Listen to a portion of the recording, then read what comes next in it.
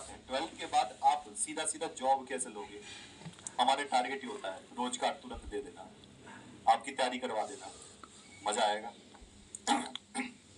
चलो बताओ, अंगूर को पानी में डाल दिया, फूलेगा पिचकेगा? जल्दी से बताओ।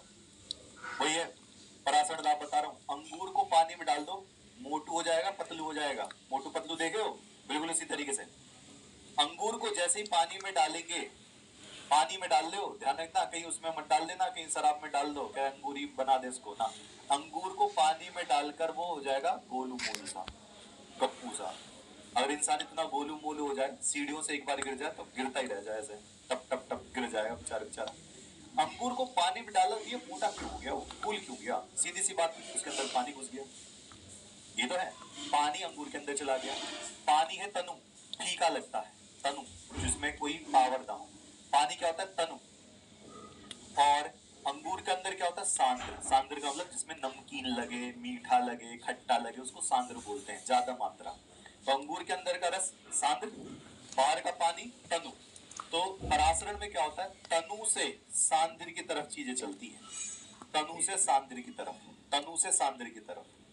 तो अंगूर के ऊपर की परत होती है पतली सी, वो परत पानी को रोक नहीं पाती, तो तनु से सांद्र की तरफ पानी जाता रहता है।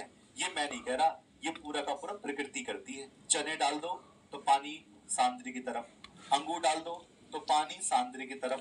तो तनु से सांद्र की तरफ अगर कोई पतली सी परत एसपीएम से होकर जा रहा है तो उसको परासरण क्रिया कहते हैं। इस क्रिया को रोकने वाले दाब को परासरण दाब कहते हैं। अंगूर कहता है ना, मैं तो पानी ना रख रहा, तो अंगूर के अंदर का एक प्रेशर लगेगा, वो बाहर से आने वाले पानी को रोक देगा।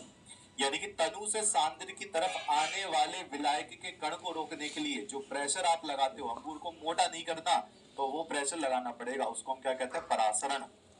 उसको हम क्या कहते हैं? परासरण। चलो जी, वह दाब जो परासरण क्रिया को रोक सकता है परासरण दाब कहलाता है, यानी कि अंगूर को फूलने से रोक देगा। चलो मैं आपसे फटाफट एक चीज पूछता हूं, जल्दी से बताना। और परासरण क्या कहते हैं? तनु विलयन से किसके कण सांद्र विलयन की ओर से होकर जाना परासरण कहलाता है। विलयन की ओर किससे? एसपीएम से होकर, एसपीएम से होकर। किससे भैया? एसपीएम। एसपीएम का हिंदी वाला नाम कोई बता सकता है क्या? लो जी, 100 बच्चे और रह गए, बस कर दो आज आर पार का मामला, देखते हैं हम भी।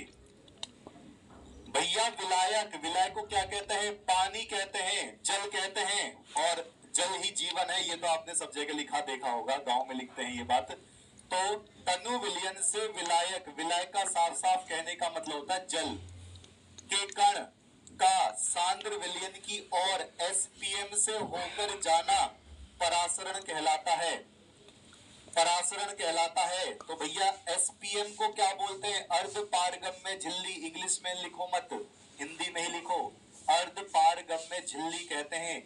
बहुत पतली सी परत होती है। कोई बच्चा मुझे बताएगा पतली सी परत और कहां कहां मिलती है?